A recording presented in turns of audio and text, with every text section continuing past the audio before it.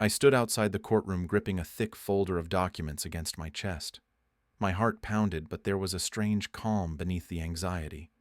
Inside that folder was everything I needed. The small blue house with white trim flashed through my mind. The peaceful neighborhood in Portland, Oregon. The maple tree in the front yard. I had bought that house with my own money, my own sweat. And now my mother was trying to take it from me. She was suing me, claiming I had stolen what was rightfully hers. I never imagined the woman who brought me into this world could do something like this. But today I had prepared something she did not know about. She thought the judge would side with her. She was wrong. Before we dive into what happened, I would love to know where you are watching from. Drop a comment and let me know your city or country. And if you are enjoying this story so far, please hit that like button and subscribe so you do not miss what comes next. Because what I am about to share will show you just how far a mother can go to betray her own son. Growing up in Seattle with my mom, Patricia, was not easy, but it was not terrible either. My dad left when I was 6 years old. I barely remember him. Just fragments. A deep voice. The smell of aftershave. The sound of the front door closing one night and never opening for him again. After that, it was just Mom and me. She worked hard. I will give her that. She had 2 jobs most of my childhood, waitressing during the day, cleaning offices at night. We lived in a cramped apartment with thin walls where I could hear every argument the neighbors had. Patricia was a strong woman. She had to be.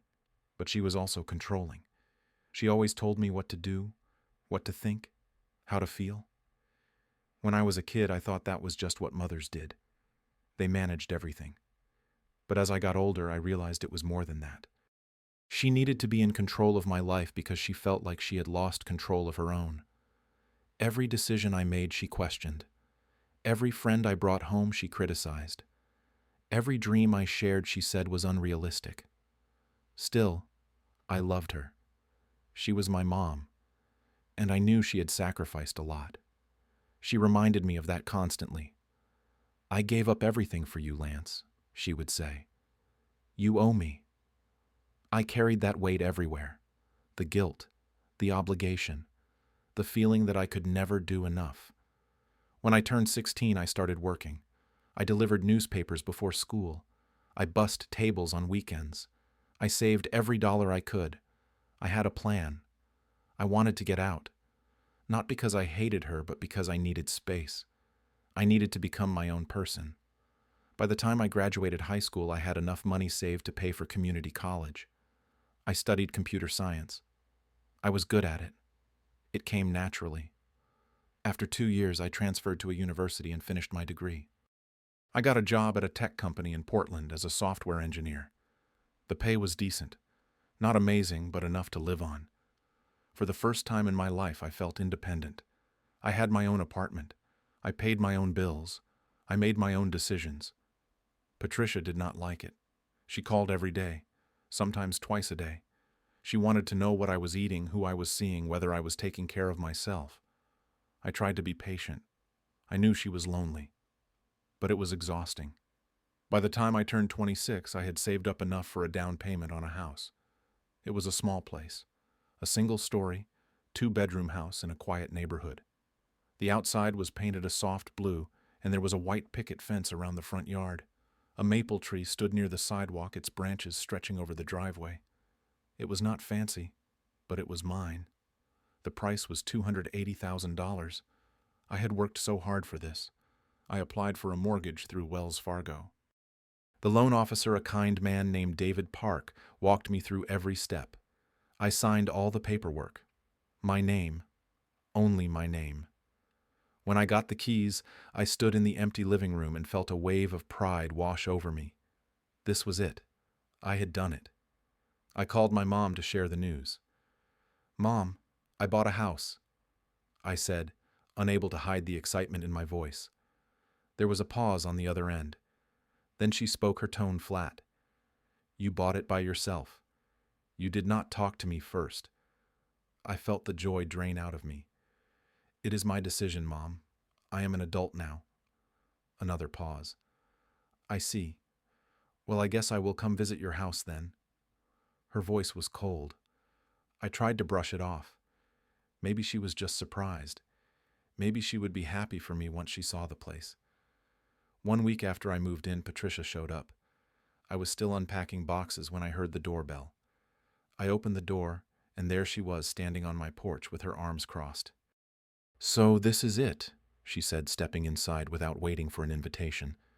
She walked through the house, her eyes scanning every corner. I waited for her to say something nice. "Congratulations. I am proud of you." Anything. Instead, she frowned. "The location is not great. The house is old. You are going to need a lot of repairs." I felt my chest tighten. "It is what I could afford, Mom." She turned to look at me. "You should have asked me for advice. You make bad decisions on your own." I tried to stay calm. "I am capable of making my own choices." She ignored me and continued her inspection. When she finished, she sat down on my couch, the only piece of furniture I had managed to bring in so far. "I think I should move in with you," she said suddenly. I blinked. "What?" She looked at me like it was obvious. "You have 2 bedrooms. I can take one. We can live together. I am lonely in Seattle, Lance. You never visit. You never call anymore." I felt trapped. "Mom, I moved here to be independent. You have your own apartment. You can visit whenever you want, but I need my own space." Her face hardened. "So you do not care about me after everything I did for you?" The guilt hit me like a truck. "That is not what I am saying." She stood up, her voice rising. "I sacrificed my entire life for you. I worked myself to the bone so you could have a future, and now you are pushing me away." I did not know what to say. She left without another word, slamming the door behind her. 2 weeks later, she called again. This time her voice was softer. "Lance, I need to talk to you about something." I braced myself. "What is it?" She sighed. "My landlord is raising the rent. I cannot afford it anymore. I am asking if I can stay with you for a few months, just until I figure things out." I hesitated. Part of me wanted to say no, but the guilt was too strong. She was my mother. How could I let her struggle? "Okay," I finally said. "But just for 3 months. Then you need to find your own place." She agreed immediately. "Thank you, sweetheart. I knew you would not let me down." Patricia moved in the following week. She brought more stuff than I expected. Boxes and boxes of clothes, kitchen supplies, decorations. She started rearranging things right away. My dishes went into different cabinets. My furniture got moved around. When I tried to say something, she waved me off. "I am just trying to make it more organized." I let it go. It was only temporary, I told myself. But 3 months came and went. Patricia showed no signs of leaving. Every time I brought it up, she had an excuse. "I have not found anything affordable yet." "I am not feeling well, I need more time." "Why are you so eager to kick your own mother out?" I felt the walls closing in. This was supposed to be my space, my freedom. But I was right back where I started, living under her control. The months dragged on. Patricia acted like the house was hers. She invited her friends over without asking me. She redecorated the living room. She made comments about Sarah, my girlfriend. Sarah was a graphic designer. She was kind, smart, and patient. But Patricia did not like her. "She is not good enough for you," she would say. "You could do better." It drove a wedge between us. Sarah started coming over less and less. I felt like I was losing myself again. One afternoon, I came home from work and found Patricia sitting at the kitchen table with papers spread out in front of her. My papers. I recognized them immediately. Bank statements, mortgage documents, my private financial records. "What are you doing?" I asked, my voice sharper than I intended. She looked up unbothered. "I was just checking to make sure you can afford the mortgage. I worry about you." I snatched the papers off the table. "You have no right to go through my things. This is private." She stood up, her face flushing. "I am your mother. I have every right to know if you are in trouble financially. I am trying to help you." I could not believe what I was hearing. "Help me. You are invading my privacy." She started crying. Loud, dramatic sobs. "You do not love me anymore. I gave up everything for you, and now you treat me like a stranger. You want to kick me out. You want me to be homeless." I felt the guilt creeping back in, but this time I fought it. "I am not kicking you out, but you need to respect my boundaries." She stormed off to her room, slamming the door. I put a password on all my important documents after that. 2 months later, I received a letter in the mail. It was from a law office. My stomach dropped. I opened it and read the contents. Patricia had been in contact with a lawyer. The letter mentioned something about property rights consultation. I confronted her immediately. "What is this?" I asked, holding up the letter. She barely looked at it. "It is nothing. Just some advice about estate planning." I did not believe her. "Mom, this says property rights. Why are you talking to a lawyer about property?" She got defensive. "It is none of your business. I am allowed to get legal advice." I started checking my documents more carefully. I noticed that some of them had been photocopied. My mortgage agreement, the deed to the house, my bank statements. Someone had gone through them and made copies. My chest tightened with anger and fear. What was she planning? A week later, I got an email from the bank. Someone had tried to access my mortgage account. The bank had blocked the attempt because it required two-factor authentication. I called them immediately. "Can you tell me who tried to access my account?" The representative checked the records. "The attempt came from someone using the name Patricia and the address listed on your mortgage." My hands shook. My own mother had tried to break into my bank account. I confronted her again. This time I did not hold back. "You tried to access my bank account. What the hell is going on?" She denied it at first. Then when I showed her the email, she broke down. "I just wanted to make sure you were not in debt. I was trying to protect you." I exploded. "Protect me. You are violating my privacy. You are crossing every line. You need to leave. Now." She started crying again, begging. "Please do not make me go. I have nowhere to go. You are going to throw your own mother out on the street." I hardened my heart. "You have 1 month to find another place. I cannot do this anymore." Her tears stopped. Her face changed. The sadness disappeared, replaced by something cold, something calculated. "You are going to regret this," she said quietly. "I am not going anywhere." 1 week later, a sheriff knocked on my door. He handed me a court summons. My mother was suing me. I read the document in disbelief. She was claiming that I had defrauded her, that I had taken money from her to buy the house and then tried to cut her out. She was demanding that the court recognize her as a co-owner or force me to sell the house and split the proceeds. She also claimed I had emotionally abused her by threatening to evict her. I could not breathe. This could not be real. My mother was lying, blatantly lying. She had never given me a single dollar toward the house. I had bought it entirely on my own, with my own savings, my own mortgage. But here she was trying to steal it from me through the legal system. I immediately called a real estate lawyer. His name was Marcus Brennan. He had good reviews online and specialized in property disputes. I went to his office and laid out everything. He listened carefully, taking notes. When I finished, he leaned back in his chair. "This is serious, Lance. Your mother is living in the house, which gives her some leverage. She could argue adverse possession or constructive trust. Judges sometimes side with family members in these situations, especially if they can tell a convincing story." I felt sick. "But I have proof. I have all the documents showing I bought the house myself." Marcus nodded.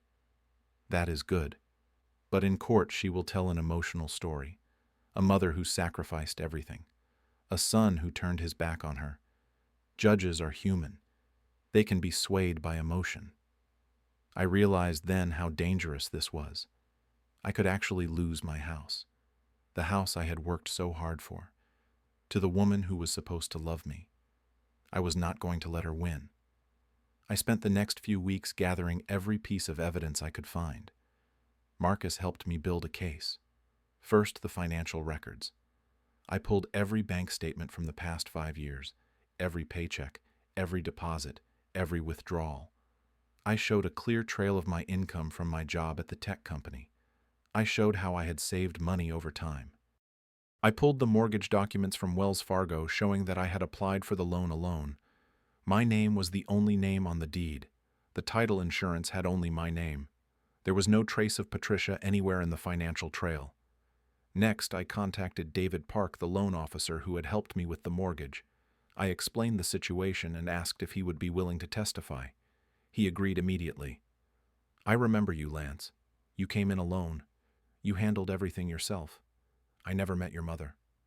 I also reached out to Kimberly Torres, the real estate agent who had sold me the house. She remembered me as well. You were so excited, she said.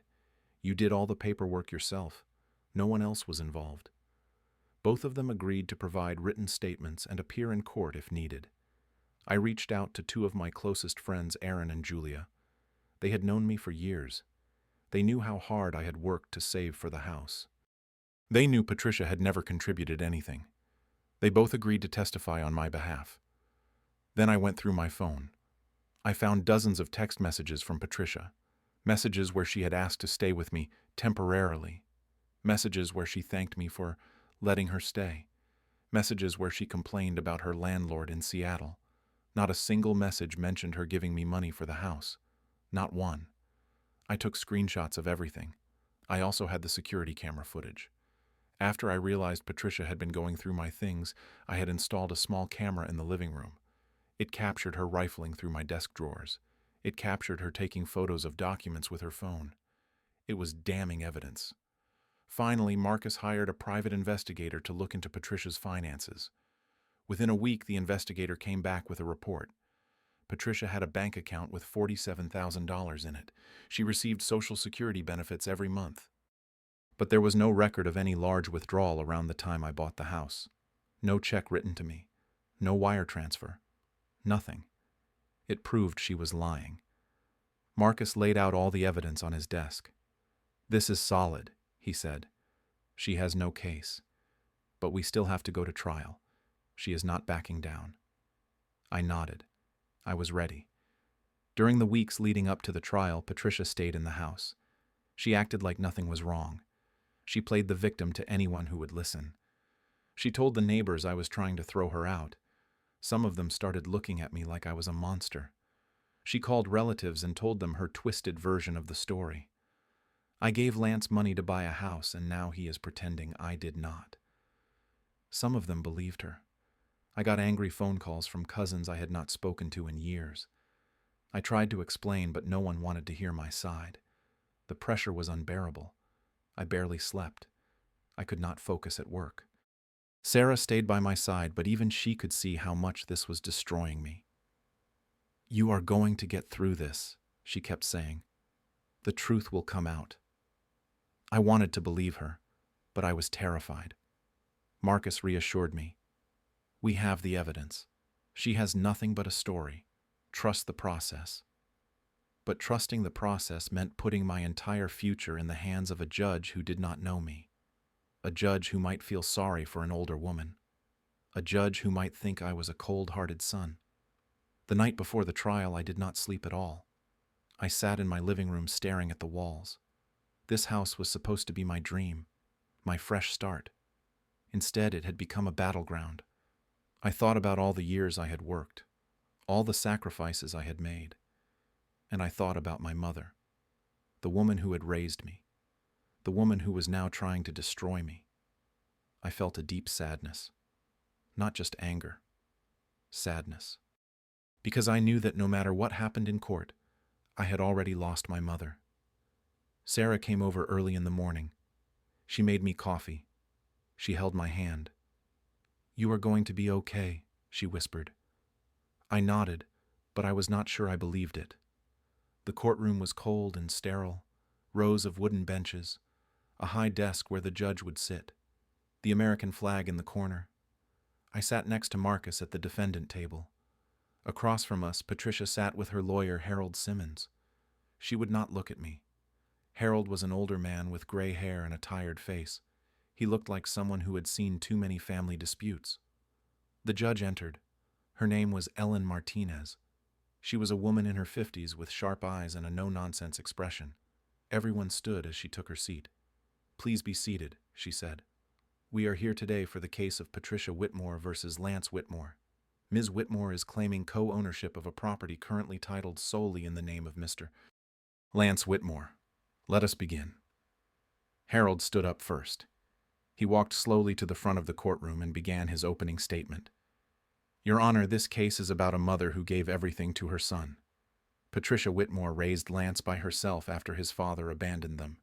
She worked multiple jobs to provide for him. She sacrificed her health, her time, her dreams, all so he could have a better life.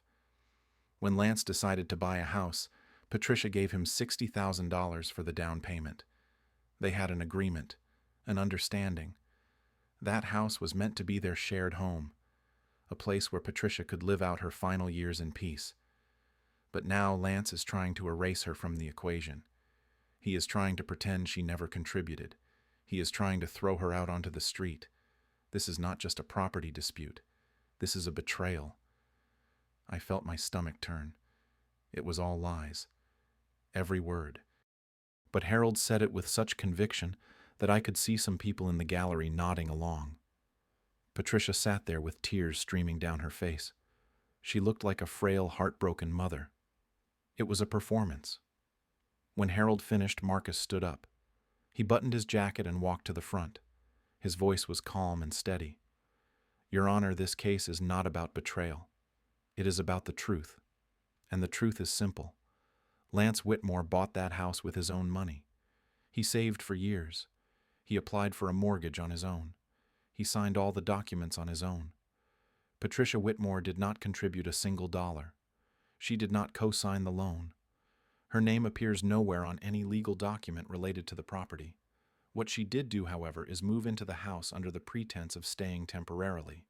And when Lance asked her to leave, she filed this lawsuit in an attempt to claim ownership of something that was never hers. We have bank records. We have testimony from the loan officer and the real estate agent. We have text messages. We have video evidence. The facts will show that Ms. Whitmore is not telling the truth." Marcus returned to his seat. The trial began. Harold called Patricia to the stand first. She walked slowly, like every step hurt. She sat down and dabbed at her eyes with a tissue. Harold asked her to tell her story. She spoke in a soft, trembling voice. "I worked so hard to raise Lance. His father left us with nothing. I did everything I could. When Lance told me he wanted to buy a house, I was so proud. I wanted to help him. So I gave him $60,000 from my savings. I thought we were going to live there together. I thought it would be our home. But then he changed. He started treating me like a burden. He told me to leave. When I refused, he got angry. He said terrible things. I did not know what to do. So I came here hoping the court would recognize that I have a right to that house." It was sickening. She sounded so genuine, so hurt. If I did not know the truth, I might have believed her myself. Harold asked a few more questions, and Patricia answered each one with the same practiced sadness. When he was done, Marcus stood up for cross-examination. "Ms. Whitmore," Marcus began, "you claim you gave Lance $60,000. Do you have any proof of this transaction? A bank statement showing the withdrawal? A canceled check? A receipt?" Patricia hesitated. "I gave it to him in cash." Marcus raised an eyebrow. $60,000 in cash. She nodded. "Yes." Marcus walked over to the evidence table and picked up a document. "This is a report from a private investigator. It shows your bank records for the past 10 years. There is no withdrawal of $60,000. In fact, your account balance has remained relatively stable. Can you explain that?" Patricia stammered. "I had the money in a safe at home." Marcus pressed on. "And where is this safe now?" She looked away. "I do not have it anymore." Marcus nodded slowly. "I see. So you gave Lance $60,000 in cash, but there is no record of you ever having that money in the first place." Patricia did not answer. Marcus continued. "Let me ask you this. Do you have any text messages or emails where you mention giving Lance this money? Any written agreement?" Patricia shook her head. It was a verbal agreement between mother and son. We did not need paperwork. Marcus smiled slightly. Interesting, because we have text messages from you. Messages where you asked Lance if you could stay with him temporarily.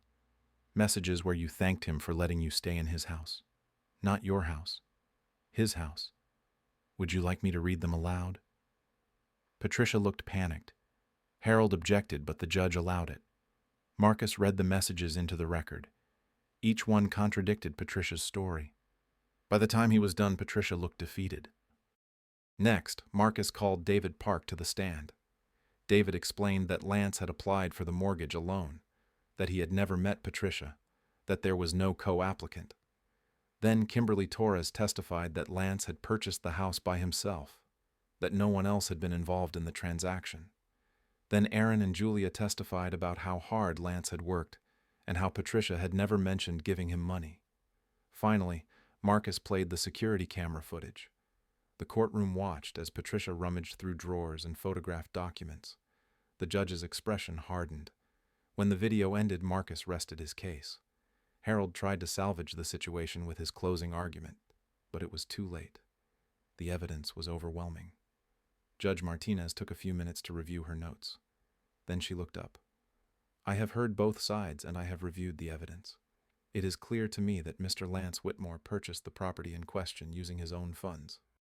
There is no credible evidence that Ms. Patricia Whitmore contributed financially to the purchase. The documents, the testimony, and the bank records all support Mr. Whitmore's version of events. Furthermore, the text messages show that Ms. Whitmore was aware she was staying in his house temporarily. Her claim of co-ownership is not supported by any legal or factual basis. The lawsuit is dismissed. Ms. Whitmore, you have 30 days to vacate the property. I felt a wave of relief so powerful I almost collapsed. It was over. I had won. Across the room, Patricia sat frozen, her face pale. She could not believe it. Harold tried to console her, but she brushed him off. As people started filing out of the courtroom, Patricia finally looked at me. Her eyes were filled with rage. Not sadness. Rage. And I realized in that moment that she had never loved me the way a mother should. She had only ever wanted control. The days after the trial felt surreal. Patricia packed her things in silence. She did not say a word to me. Not an apology. Not an explanation. Nothing. On the day she left, she loaded her boxes into a rental truck and drove away without looking back. I stood on the porch and watched her go. Part of me felt relieved. Another part felt profoundly sad. I had lost my mother, not because she died, but because she chose to destroy our relationship over greed and control. The first few weeks were hard. I felt guilty even though I knew I had done the right thing. I kept replaying the trial in my head, her lies, her tears, the look on her face when the judge ruled against her. I wondered if she had always been this way, or if something had changed in her over the years. Maybe it did not matter. What mattered was that I had stood up for myself. I had protected what was mine. Sarah was incredible during those weeks. She came over every day. She cooked for me. She listened when I needed to talk and stayed quiet when I needed silence. My friends Aaron and Julia checked in constantly. They reminded me that I was not alone. Slowly, I started to feel like myself again. I started to enjoy my house. I repainted the living room. I bought new furniture. I planted flowers in the front yard. I made the space truly mine. About 6 months after the trial, I heard through a relative that Patricia had moved back to Seattle. She had rented a small apartment and was living alone. I thought about reaching out, maybe trying to fix things. But then I realized there was nothing to fix. She had made her choice. She had chosen to lie, to manipulate, to try to take from me. I could not forgive that. Not because I was holding a grudge, but because forgiving her would mean letting her back into my life. And I could not do that. I had worked too hard to build my boundaries. I had fought too hard to protect my peace. I learned something important through all of this. Love is not the same as obligation. Just because someone is family does not mean they have the right to control you, to invade your privacy, or to take what is yours. Boundaries are not selfish. They are necessary. Even with family. especially with family. And sometimes the bravest thing you can do is say no, to stand your ground, to protect yourself even when the person you are standing up to is your own mother. I also learned that the truth is powerful. When Patricia stood in that courtroom and told her lies, I had evidence. I had proof. I had facts. And in the end, facts are stronger than stories. She thought she could manipulate the system. She thought she could use emotion to override reality. But she was wrong. I do not regret my decision to fight back. I do not regret taking her to court. I only wish she had chosen to love me the right way. I wish she had been proud of me instead of trying to control me. I wish she had celebrated my independence instead of resenting it, but those were her choices, not mine. And I cannot carry the weight of her failures anymore. So now I live in my house. My beautiful small blue house with the white fence and the maple tree. I wake up every morning with a sense of peace I never had before. I make my own decisions. I set my own boundaries. I live my life on my own terms. And that is worth more than anything. If you have made it this far, thank you for listening to my story. I want to ask you something. Have you ever had to set boundaries with someone you love, even when it hurt? Have you ever had to stand up for yourself against family? Drop a comment and let me know. I would love to hear your story. And if this story resonated with you, please hit that like button, subscribe to the channel, and share this video with someone who might need to hear it. Your support means everything. Thank you for being here. I hope you find the courage to protect your peace no matter who tries to take it from you. Take care.